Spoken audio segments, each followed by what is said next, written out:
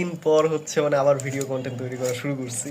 Hasan will not be performing for us and that's a sad story. But guess what, আমরা তাকে হচ্ছে রোমন্থন করতে পারি এই মুহূর্তে। তো তার একটা বই নিয়ে আমরা কথা বলবো আবার। Like I'm trying to solve this puzzle but apparently can't. But Tahsan did that in a way that he wrote a book about অনুভূতির অভিধান।